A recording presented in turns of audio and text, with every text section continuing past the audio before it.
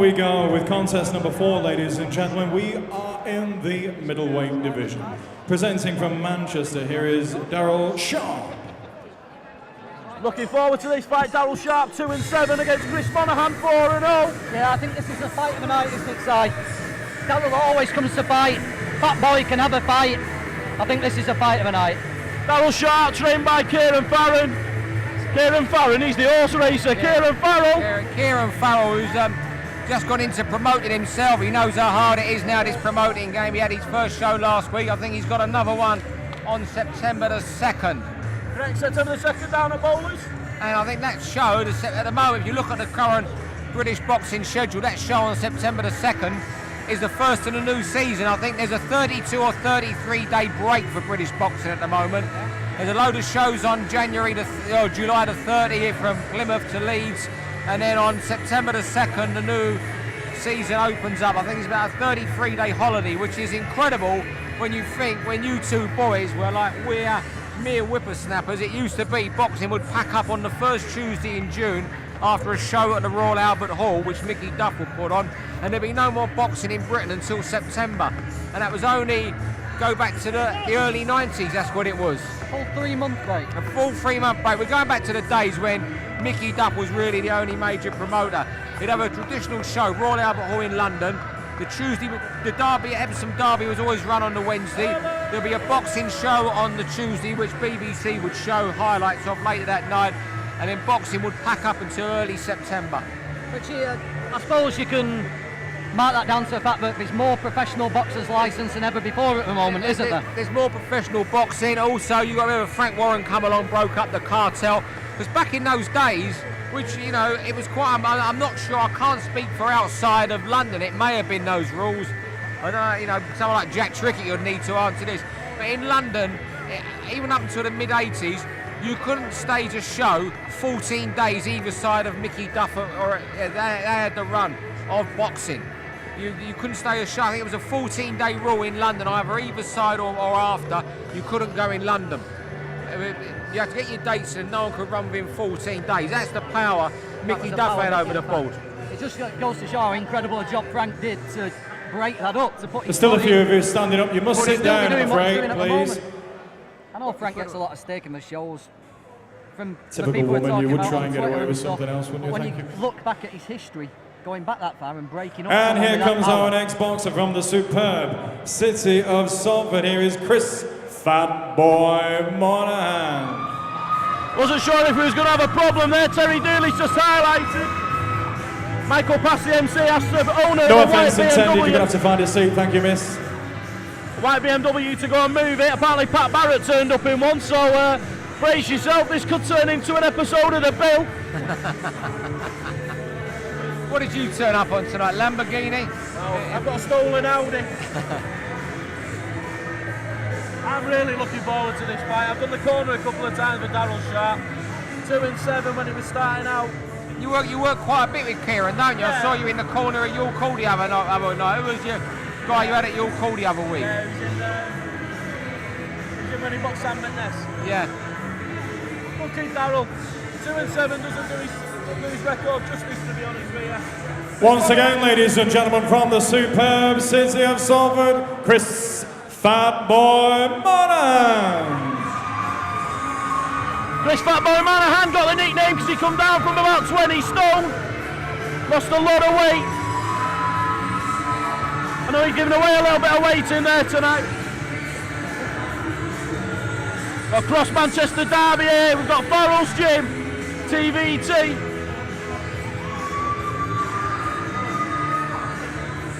Sharp versus Monaghan, it's next up live on VIPboxing.tv.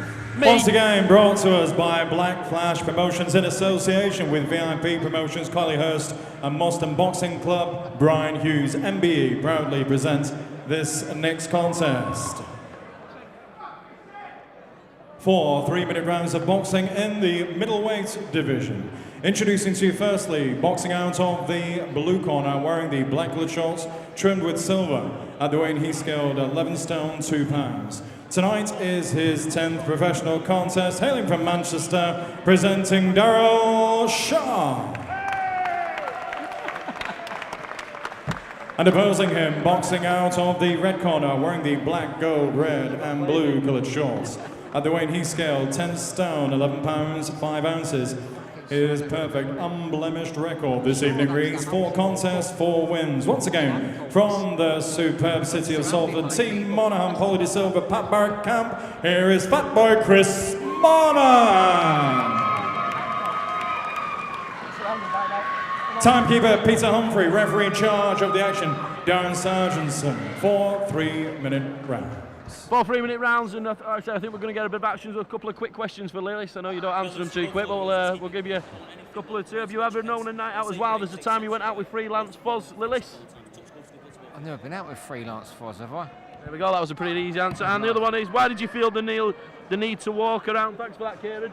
Why did you feel the need to walk around Stanglevert in nothing but a robe and slippers? Because when you're out in Austria and you're staying in a place like that, that's a spa, 5-star and all that, you want to, you live like the locals live, and the locals there float around just in their gowns and white slippers, and that's what I did when I was at Vladimir Klitschko's training camp. Sharp in the black trunks with a silver trim, kind of grey trim. Monaghan with the black trunks, Union Jack trim. I tell you what, Sharp's gone out there with his intentions to make his mark really, really quick, hasn't he? Terrific start for the man who's only got a 2-7 record. We were talking to a couple of people at the fights last week, and they marked Darryl down as a favourite, didn't they, in this? They thought he might actually upset Chris. Chris has shown a big improvement last time. He got lots of side-to-side movement, picked his punches well, but he's going to have to show a different thing tonight. He's going to have to stand and fight, it looks like. Well, it looks it, and you know, I don't think anyone's come out at him. He's only had 4 pro fights, Chris. I don't think anyone's come out at him as quick, but he's coming back now with his own shots. Speaking to Darryl last week at the Kieran Farrell show, he's coming here. He's not coming here to win. He's coming here to take him out. He wants a stoppage. And he's trying to as well. I know I was watching an interview with Monaghan as well. He feels he can adapt that little bit more. You know, I think that's how Monaghan's got to do it. You know what, Monaghan doesn't need to get inside and get involved. He could keep it long, I think. Do you, John? Yeah, definitely. I'd say Chris has got good boxing skills. You can see he's got a snap to his punches as well, doesn't he? Darryl needs to get inside. Yeah. But you can see Chris, when he's pivoting and moving round, he's got control of this. But he can keep it long and make this a comfortable fight, I think, because you know exactly what Darryl's going to do all the time. He's just ploughing forward, and if he kept it long, you can see his movement's better, and that's all he has to do. It's a lot better.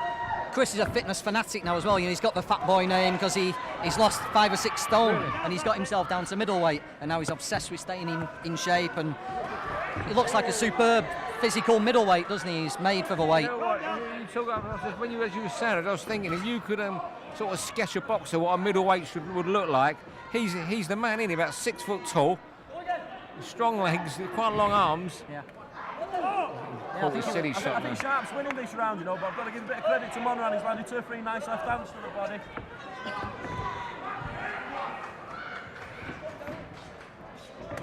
Lovely left hand there from Monaghan. Oh, he took a right hand himself. Granted this to be fight of the night. Well, this is certainly rounded. He's rounded. He was hurt by a left of the body there. Or swelling on his left. A little bit of swell under his left eye. He was hurt by that body shot, but he doesn't need to get involved, Monaghan. Darryl, big smile on Darryl's face there. It's going exactly how we would plan it. Forward to this fight. I say it's been made for a few weeks. Last time out, the Steve Wood show, he took the unbeaten record of Adam Ishmael, who's going to box Joe Tonks for the Central Area title. So I say for a 2-7 record. I tell you what, boys, you can't beat local knowledge. And you know, I don't know Chris. I've seen Darryl's name around. I saw him against Sam McNess at York Hall. I think it was at York Hall anyway. And you said it was going to be fight tonight, so your knowledge is right. Thanks for that, Steve. Yes. You know, when you get in and around the gyms, you know, it's the same as anything. You know, when you play football when you were a kid, if you're playing your local team, it always means that little bit more to you, doesn't it? You know, and I'm sure Kieran, he's looking opposite. You've got Pat in one corner, you've got Kieran in the other corner. You know, that cross-gym rivalry, you know, it does exist. They all want bragging rights in Manchester. They want kids who's coming in the amateurs, come to my gym, you know, got that winning mentality. Great fight. Is Chris a Salford lad? I say he lives there but was born in Manchester. You've got that Salford v Manchester edge here as well. A couple of Salford Manchester edges we didn't have as well. We always talk about the light middleweight days, you know, we had Bingo and Foster, Jamie Corners, Moore, 10 seconds. Farnell, you know, all the fights that didn't happen. Golden days. Daddy Foster there. When I first moved to Manchester, I'd known him from boxing in London. And when Seconds I first, out, he'll tell you this if round you two. see him. When I first moved to Manchester, he moved me to Salford and looked after me for a year. Right, so Steve Foster, friend of the show. Keep those tweets coming in, guys. Hashtag VIP Boxing Live. How are you seeing this fight? How did we score the first round, guys? Daryl Sharp. If you were Chris, Steve, what would you, if you were Pat in Chris's corner, what would you tell him now coming out for his second round? Keep it long. Don't get caught by silly shots. He's drawn in now. You know, whether he's seen the red mist or, I mean, I haven't seen him box before, but he's got the tools, or he could long. As you said, he looks a fantastic middleweight specimen. Well, if this is the first time you're watching Daryl Sharp, you wouldn't think you're watching a 2-7 guy in there, would you? This Monaghan showing a massive set of balls in there as well. He's looking. Both guys are targeting their head, targeting the body. So, Simon, I know you were there the night Daryl Sharp when he fought Aaron Michael on the Black Flash show. When you look at Daryl's conditioning now compared to that night, Kieran must be putting him. What's his training like? I know he's out on the road a lot. Does Kieran whip him into shape as well during the week? Because he looks like a different fighter physically. Do you know what I think it is with Daryl? I think he's had 9 fights now. You know, from when he's starting out, I think he's used to doing the 4 rounds now. He knows what he needs to do with his body. But his eating's improved. I think he's better conditioned. I think he's going to be one of these fighters. Not necessarily has to do loads of work in the gym. Gets it out on the road, gets the fights, stays busy. Slow down a little bit here. To be expected. I think Sharp got hurt a little bit in the earlier part of the round. Punts are just slowing down now. Monaghan's covering up a little bit better. I'd like to see Monaghan just a little bit more movement. Daryl's just smiled at me there and winked, so he knows what he's doing in there. A little bit closer this round, isn't it, than the last one? Nice right hand to the body. Don't think enough boxers in this in the sport throw a straight right hand to the body. It's a lovely shot. Floyd Mayweather had a lot of success over his career with a jab to the body, didn't he? Just keeps him at range and allows you to reset yourself. Probably a useful weapon for Monaghan in this. Floyd Mayweather, he had so many of them sort of shots that was unconventional that worked for him. There was the jab to the body, that cross arm on the ropes where he rolled the left shoulder, on the ropes. Yeah, you know, he was such an orthodox fighter, wasn't he, Floyd Mayweather? Left hand then he took. Just when I thought Sharp was getting tired there, I think Monaghan just seeing him take a big gust of air in. Big right hand, he got the gloves up, did Sharp. Sharp's waving him in. Sitting target. Keep him there. Hard to split in this round, isn't it? Sharp trying the psychological edge there, you know, I'm in here, I'm strong, come on to me. I think that's a Lovely right hand to the body. I wonder if it's mainly balance, but he's had his head badly rocked back and fallen back off the end of left hook, straight left hand. Straight round there.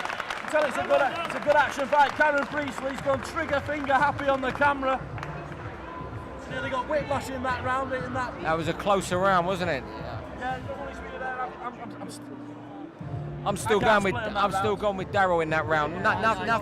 Nothing in it. You know what? If it went the other way that round, I wouldn't be having a scream up. But I'll just go with Daryl there. Matt Bowles, how have we got this after 2? There we go, Matt Bowles, boxing expert there. He doesn't know how he's got it. That's Matt Bowles' mum. Does Matt? You may have heard about Matt Bowles. Matchroom recently introduced a group of fans called Casuals, and it's great to see him making their way here to a small also tonight. Seeing as though Matt couldn't give us an answer, Matt's brought his mum with him tonight. So let's ask Matt Bowles' mum how she's scoring it. Who's winning, mum? Seconds out, round 3. Matt Bowles' mum, the official verdict is Daryl Sharp is ahead after 2 rounds.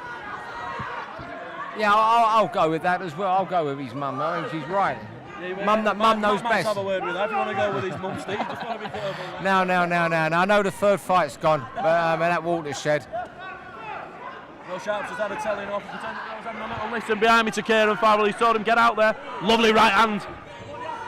Right hand from Sharp, straight down the...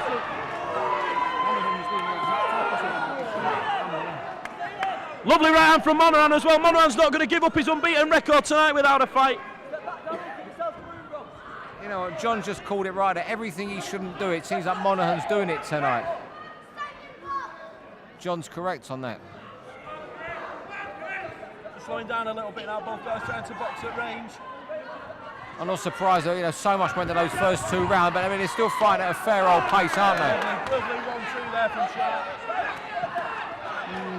Body shots. That's Monaghan. I mean, if you look at Sharp's record, he's fought 6 unbeaten fighters in that time, so no one's ever done him any favours, have they? I was in the corner when he got a kid called Sellers down in Leeds. Again, he gave a good account of himself. The only thing that's always... Darryl's thought he's done better in some of the fights he's done, but he's not quite done it over the 3 minutes. Yeah, but he's doing it tonight, isn't he?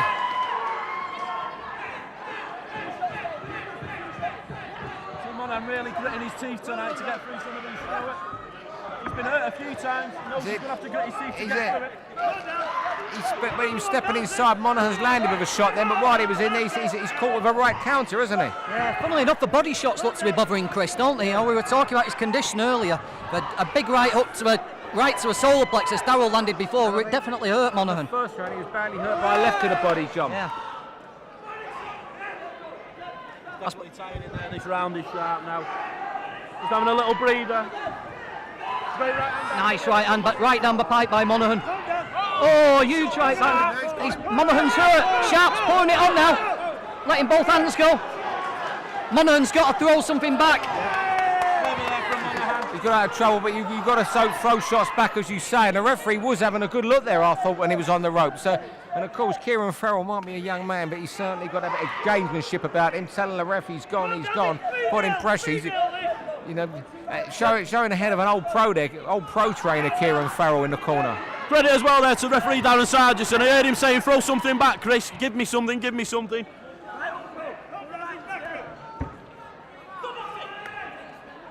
There we go. And that's the first time the refs had to get involved, really, there tonight. Last few seconds of the round. You get caught by dark shots. Now, to me, Darryl Sharp's won that again the first 3 rounds. You only got to get through the last round and it'll be a clear winner. Pat's reading Chris Monaghan, Mariah acting McConnell. The way he's got to come out, he's got to walk too Sharp, he's got to unload punches, but that plays directly into Sharp's hands. He's caught in a terrible position now. John, you're in that gym quite a lot, I know.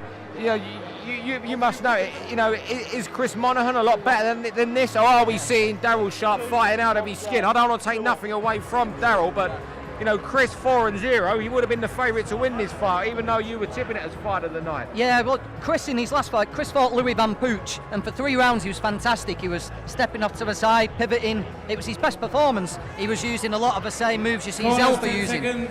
The 4th round against Lewis, he got it put on him. Lewis got to him and made him work for every minute. Darryl's just done it from the first bell. Chris has looked uncomfortable since the start, hasn't he? When he fought Lewis, did he keep it long as well? He kept it long for 3 rounds and moved around. Why hasn't he done this tonight?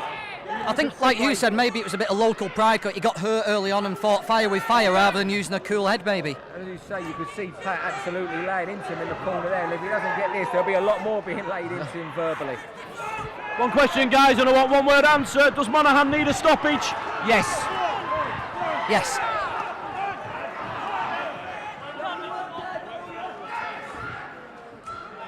If anything, I think Sharp looks quite fresh this round. He's come out, he's moved his head, he's rolled well under the ropes, he's listening to Kieran. Well, he most probably knows that he always got to do is get through the 3 minutes to win.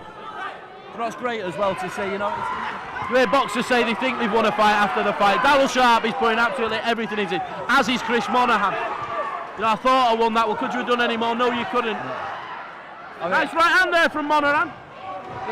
It might not be more, as I say, John knows Chris really. It might not be his best performance, but one thing you can say, he's never stopped trying, looking to do something in this fight. And perhaps it is that local fight, but let's take nothing away from Darryl Sharp's performance tonight. Chris then, he showed his skill, he spun on the ropes, moved left and right and unloaded and just stepped away. That's what he can do, but we're too far down the line now. Yeah. 4, 5, 6, 7 unanswered punches. 4-0, guys, 4-0.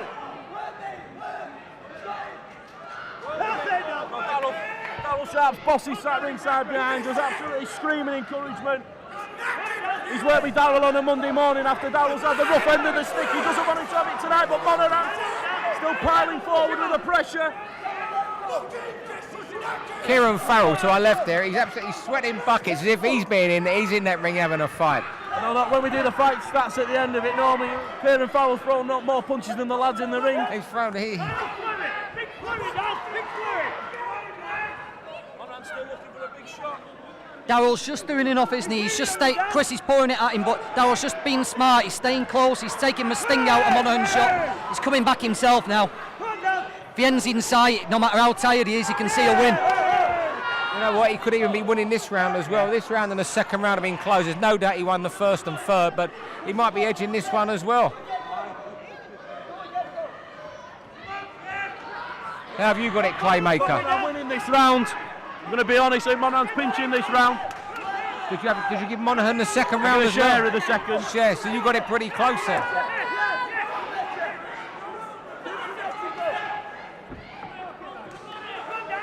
Paulie De Silva there screaming encouragement in the corner for Monaghan. Nice right hand down the middle. Monaghan drops his hand there after a 4-bunch body combination. The bell's gone.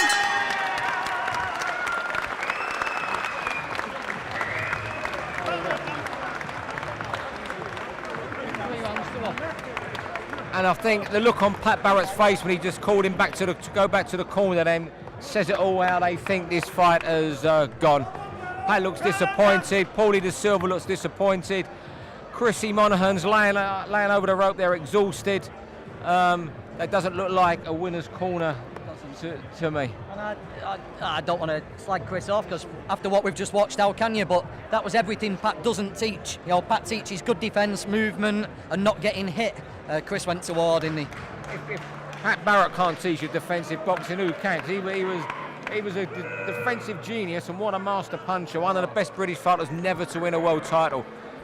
Has Pat got one of the most spectacular highlight reels in British boxing history? And my favourite still, I think, when he went to Italy and knocked out Calamarte in the 4th round, left hook. Oh, tell me a better left hook you ever. So boys, how have we got it? I've got it 39-37 to Sharp.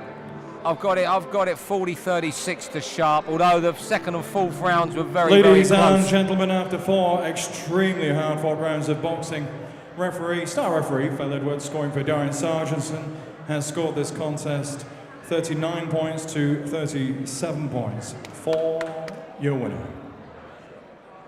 Hailing from Manchester, Darryl Shaw. Yeah, you called the scoring right there, John. Your appreciation, please, for your man, who I'm sure can come back. What a tremendous 4-rounder, though. We thought it'd be fight of the night. It didn't disappoint us. Hope you all enjoyed that watching on VIP Boxing. You know what? I'm just looking at Pat Barrett's face there. He takes these losses really personally, doesn't he? You can see his face there. He looks absolutely whatever. A nice round of applause for Kieran Farrell. Kieran however pleased he may or may not be with himself. That performance will be in the back of his mind. That's brilliant. Thank you. Good night, sir.